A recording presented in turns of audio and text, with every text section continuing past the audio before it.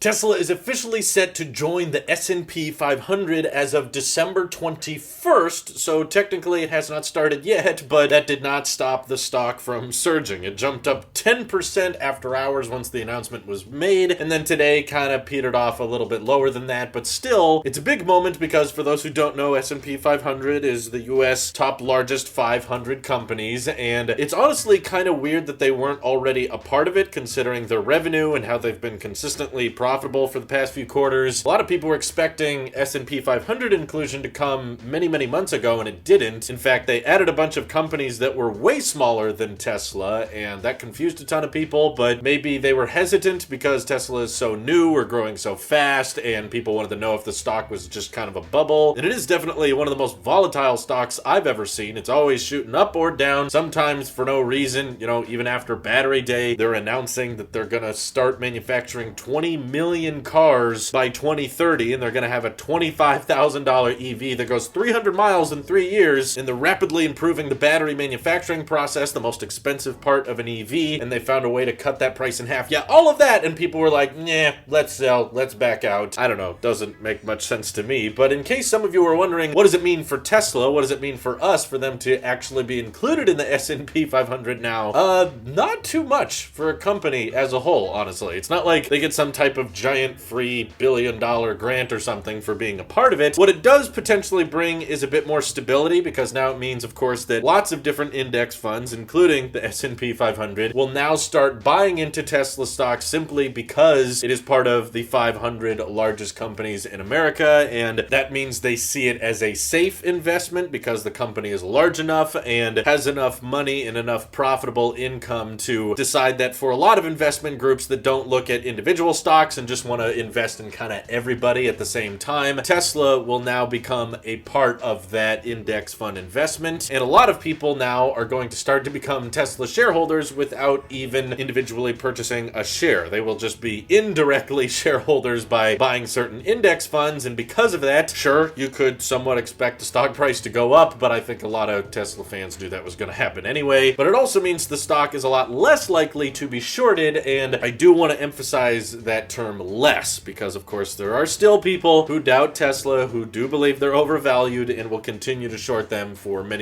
years to come as the stock continues to rise and as the company continues to grow. But stock market investing comes a lot from growth. It comes from what these companies are going to be. That's a lot of what investing is all about, trying to figure out what companies are going to thrive, what companies are going to see the most amount of growth. It's not all about how the market stands today, but what companies are poised for the biggest success tomorrow. And I think Tesla is a classic example of a company that is ready to thrive and ready to succeed tomorrow, even if it may not seem like huge success compared to today, because obviously Teslas and EVs in general make up a very small percentage of vehicles sold, but we do know with so many incentive programs going in place across the globe that electric is going to be at least a lot of our future, and there's going to be an increasing S-curve adoption rate with EVs that Tesla seems to be at the front of. They've got industry-leading autonomy. They've got next-generation battery manufacturing techniques. They've got some of the cheapest EVs with some of the best range on the market, and that sets them apart from competitors. And because they're somewhat dominating the electric vehicle space globally right now, and it doesn't seem like they're slowing down, it makes a whole lot of sense for them to be included in the S&P 500 now in 2020, and I'm sure they will get closer and closer to that number one spot over the next decade. And I'm sure some of you out there who have a lot of faith in robo-taxis and have a lot of faith in Tesla's energy business with Powerwall and solar panels, that it's very possible by the end of this decade they could be in the top 10 or top 5 largest companies in the world, simply because of how many investments they're making and how many assets they have when it comes to gigafactories. Very happy to see that over in GigaBerlin they're making great progress and even putting siding and windows alongside some of the drive unit facilities, putting in the Tesla moving crane already to a lot of these prefabricated buildings. And GigaTexas is finally starting to rise out from the ground as well. We're seeing lots of steel structures come out now, and the first concrete pillar for the casting press section of GigaTexas is coming up. So be sure to check out Jeff Roberts' channel if you want to watch more GigaTexas updates, or check out Tobias for more GigaBerlin updates. So there's lots of movement on the factories right now, and they seem to be ahead of schedule and will likely be producing tons of vehicles in 2021. And this is just the beginning. They're gonna just keep building building more factories and expanding their lineup. And if Tesla keeps doing what they've been doing, and you consider that they had less than 1,000 cars on the road a decade ago, and now they have over 1 million cars on the road today, just imagine how big of a player they're going to be in the automotive sector just another 10 years from now. That explains a whole lot about why they're finally being included in the S&P 500 and why they're valued at what they are today. Personally, I don't think they're overvalued because of the landmine they're sitting on and the technology advantages they have over other companies. And hopefully this inclusion can make the stock a little bit more stable and help investors realize that this company is to be taken seriously. They're not backing down, and they're going to be here for the long haul. Feel free to let me know what you guys think of Tesla being included in the S&P 500. Is this great news? Is this nothing news? It doesn't change anything. Do you think Tesla is still overvalued, or do you think they're undervalued? There's a lot of different opinions here, so feel free to let me know. Thank you all for watching. Hope you have an excellent rest of your day.